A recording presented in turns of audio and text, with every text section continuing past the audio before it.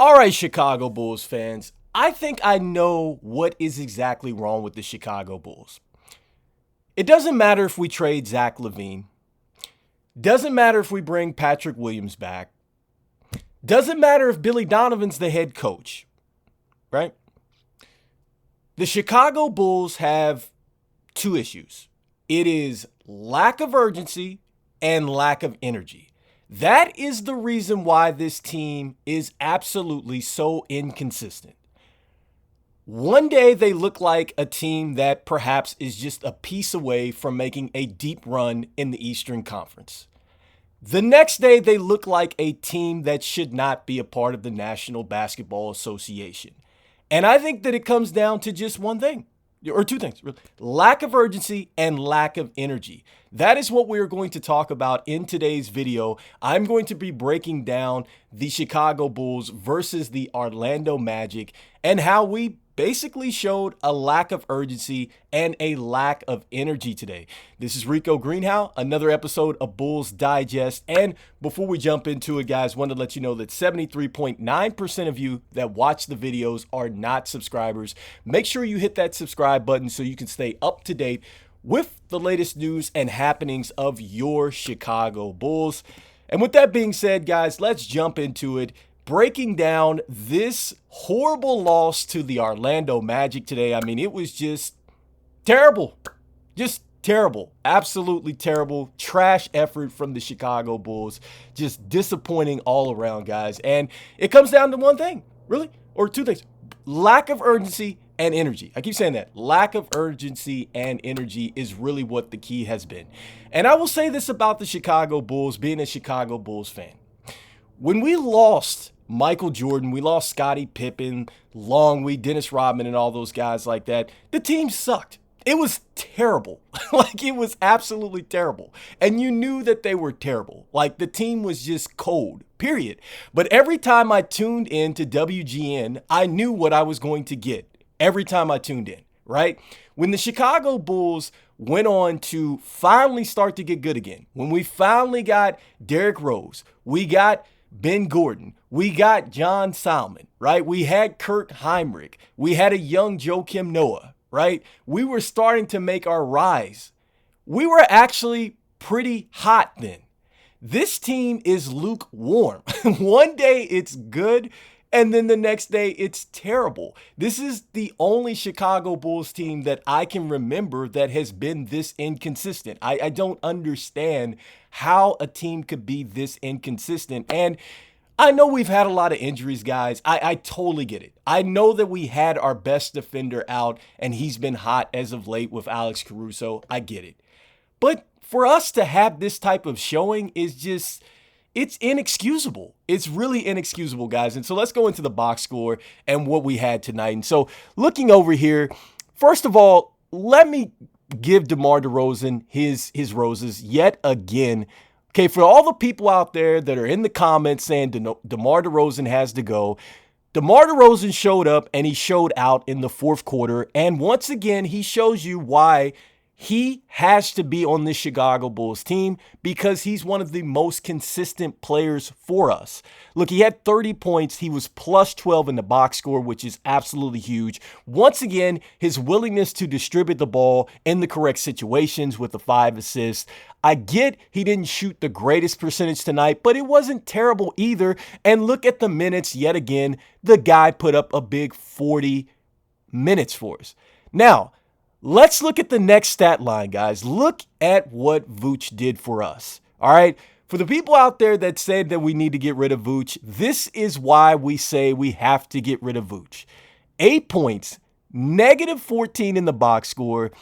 He only was able to generate points from the free throw line. And when you look at the rebounding totals, he gave us a grand whopping 5 rebounds. Here is a guy that is 7 feet plus, and he gave us 5 rebounds. Look, it's not even like the Magic have centers, essentially, that play with a lot of physicality. All right, I have watched Pablo Banchero. I've watched Wagner, who you really can't call him a center. And also with Carter Jr., right? Here's a guy, Wendell Carter Jr., a guy that we had. He is a guy that doesn't even necessarily play inside, and he literally could only get 5 rebounds against a small, I think, Orlando Magic team, right? It's just inexcusable, right? Why do we get these type of efforts? With Coby White, he only had, 11 points here, negative 18 in the box score, had a disastrous game, 4 of 11, and the key to him is really he didn't even score, I think, until either late in the second quarter or the third quarter. He had an absolute dismal game. And honestly speaking, now that I'm looking at this, I think it perhaps is the minutes and the injuries are now starting to get to Coby White, which is why he's kind of hit a wall as of late. All right, so I'll give him a little bit of a pass here, maybe. And that's the only thing I could say about Coby White. Now, with Dosunmu, he really struggled in the sense that, yes, he knocked down some shots, but again, I mean, he really wasn't able to generate a lot of the turnovers and really be a pest in the passing lanes like you want. I know he did have the 2 steals and the 2 blocks. He was active, but just not as active as he usually is. And he struggled from the field with the 4 of 7 from the field. Shout out to Javonte Green. Look, 6 of 7 from the field, 2 of 3 from downtown, 1 of 2 from the free throw line for 15 points. At one point in the game, guys, we were down 19 points in the first 8 minutes of the game, and Javonte Green was our only scorer at one point. Okay, so for the people out there that are saying that Javonte Green is this signing that, like, why are we excited about Javonte Green? This is why we get excited about Javonte Green. This is why I'm saying that Javonte Green should be on our roster. This is why I'm saying you need that type of energy out there every single night. There was one play in the fourth quarter, I think, when the Bulls cut this thing down to 6. Javonte Green literally almost got beat on a back cut, tipped it away from Ben Sherrill. It got tipped into another Magic's hand. I think it was Martez Fultz. And then he hops on the floor, knocks it off of Fultz's leg, and then it goes out of bounds off Fultz. And we get the possession back to DeRozan, who's on the fast break. And what do? We throw the ball away, right? And that's another thing that we did. 21 turnovers today. Like, that is just a sense of just not concentrating, man, and not coming out there with the right energy. That's what I'm talking about. And to the contrary here, this is what I'm talking about with urgency. The Orlando Magic have a chance to be the 2nd seed in the Eastern Conference. This is something that they haven't done in a long time. And by the way, this is the first time the Orlando Magic have swept the season series with us since 2007-2008. That is the last time I believe Dwight Howard was there. And if I'm not mistaken, they were close to the finals. I think they made the finals in 2010, but nevertheless, this is the last time that they swept the Bulls, and they literally pretty much, I mean, they just handled us in every way, shape, or form. Bringing back up the box score, guys. I mean, look at this.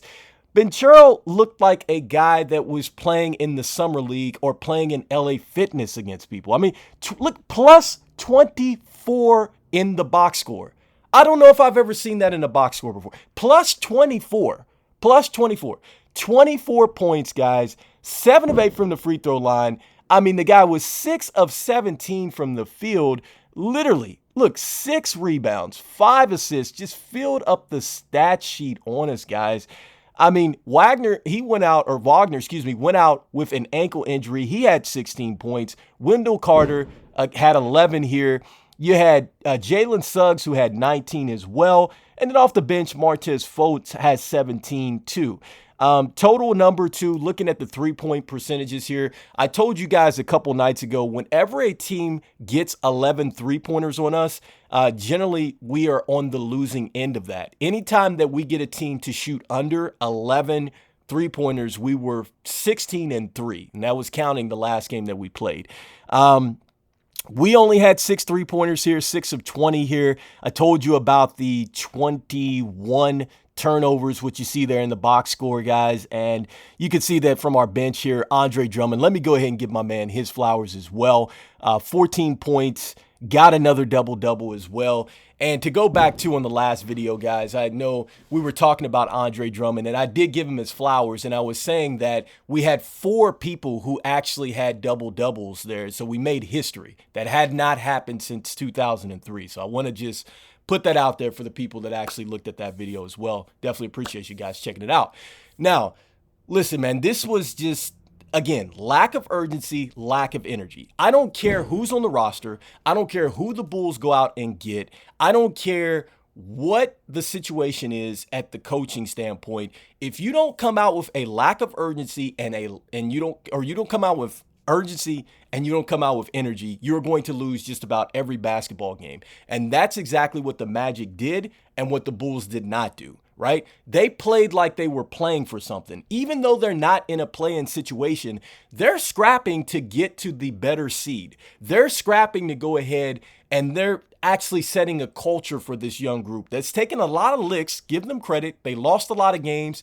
They're very young, but this Orlando Magic team is probably right back where it used to be back in the early 2000s or whatever the case may be, when they had Dwight Howard, back when they had Tracy McGrady, back when Doc Rivers was the coach. Like, it's actually becoming a winning culture in Orlando again. And you saw the sense of urgency and you saw the energy out there. They didn't care if it was 4 or 5 games left. They gave it everything they had. If the Chicago Bulls can do that, they're going to be in some good shape moving forward, not just this season, but in the future. But if we don't get a sense of urgency and we don't get any energy, this is going to be a very long last part of the season. It's going to be a very quick exit out of the playoffs or play-in tournament, and it is going to leave us with a very questionable summer.